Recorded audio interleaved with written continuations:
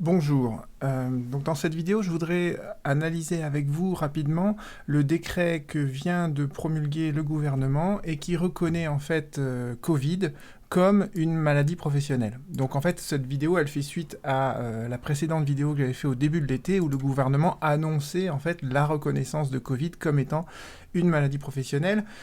Voyons ce que nous dit donc ce décret du 14 septembre 2020 et en fin de vidéo j'essaierai de faire le parallèle avec ce que j'avais analysé au début de l'été.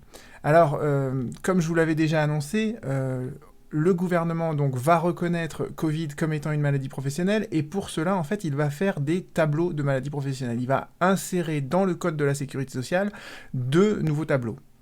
Alors voici le premier tableau, et comme je vous l'avais déjà expliqué, en fait, dans un tableau de reconnaissance des maladies professionnelles, vous avez toujours trois colonnes. La première colonne, enfin on va prendre ça c'est plus pédagogique de partir dans ce sens-là, c'est la liste des travaux en fait qui ont exposé en fait un salarié à Covid.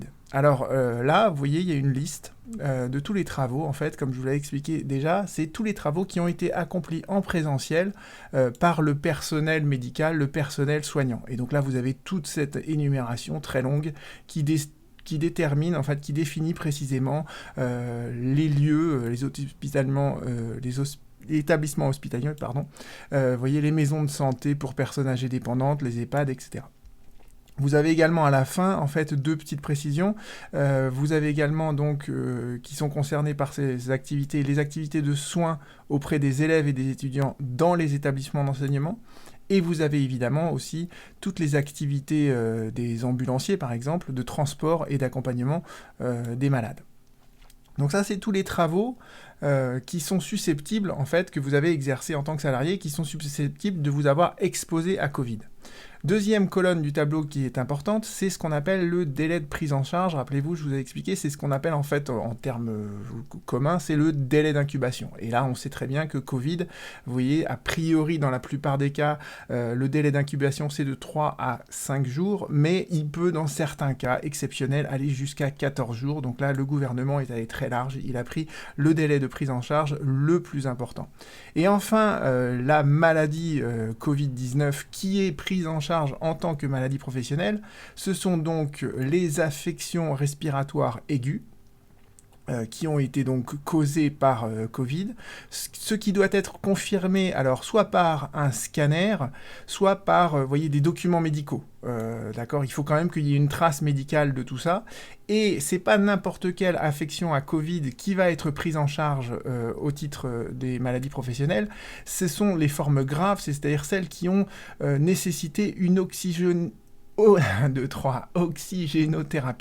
ou une assistance ventilatoire, d'accord? Donc si vous avez effectivement été en réa sous assistance ventilatoire, ou même si vous êtes évidemment décédé de Covid, à ce moment-là, on pourra reconnaître Covid comme étant une maladie professionnelle. Mais si simplement vous avez une gêne respiratoire, que vous êtes resté chez vous, que vous n'avez pas eu besoin d'oxygénothérapie, et bien dans ces cas-là, vous ne pourrez pas faire reconnaître Covid comme étant une maladie professionnelle. Donc voilà, si vous remplissez ces trois conditions qui sont énoncées donc dans ce tableau, eh bien on va reconnaître automatiquement Covid comme étant une maladie professionnelle.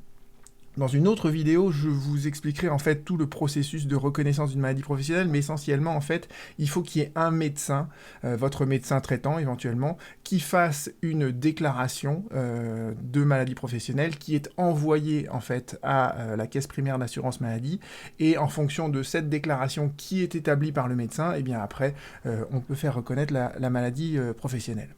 Donc ça c'est le premier tableau en fait qui est dans le code de la sécurité sociale, et il y a un deuxième tableau en fait dans ce décret.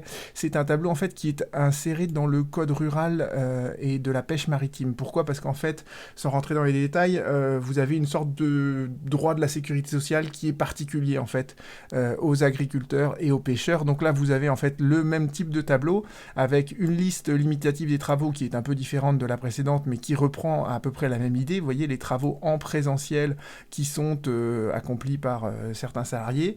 Le délai de prise en charge est lui aussi de 14 jours, et l'affection respiratoire, ça reste une affection respiratoire aiguë qui a nécessité de, je ne vais pas prononcer ce mot parce que je ne vais pas y arriver, ou une assistance ventilatoire.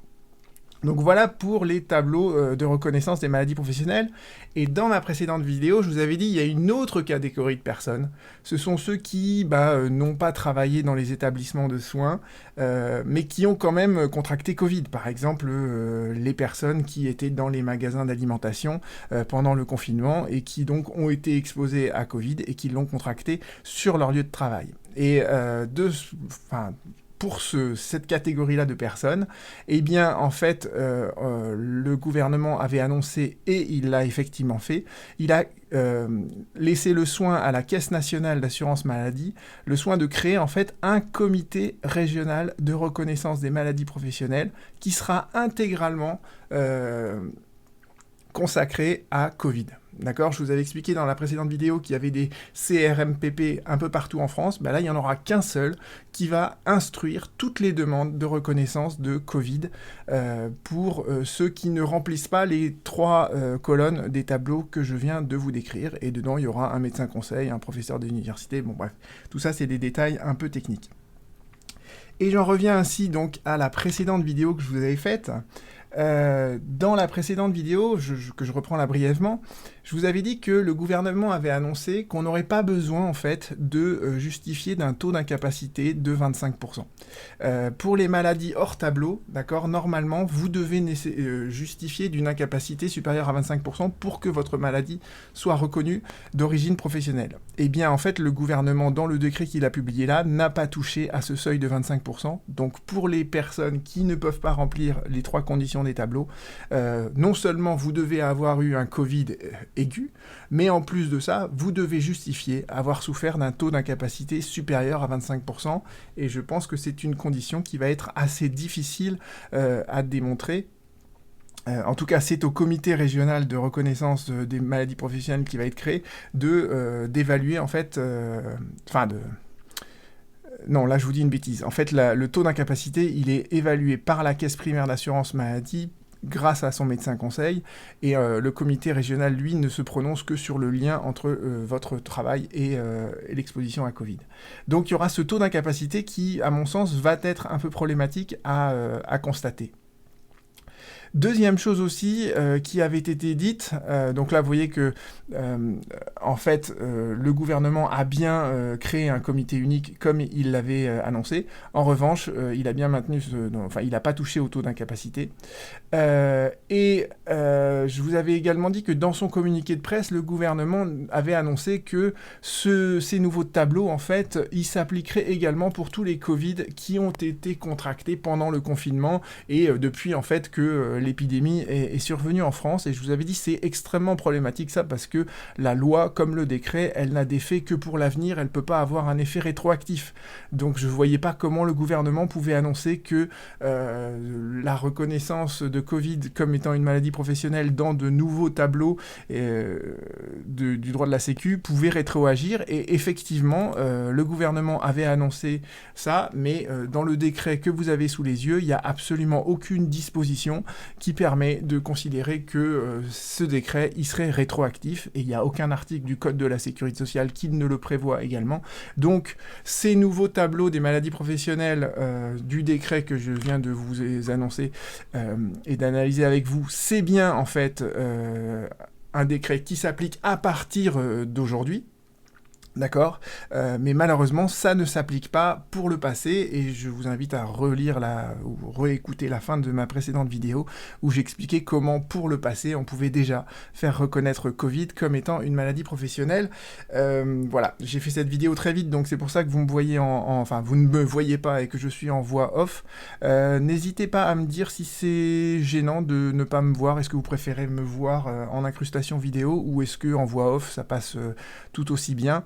Je vous remercie pour votre écoute, et évidemment si vous avez des questions, vous n'hésitez pas à les publier, à les écrire dans le texte sous cette vidéo, et j'essaierai aussi de vous mettre toute l'actualisation dans le texte que je rédige sous les vidéos.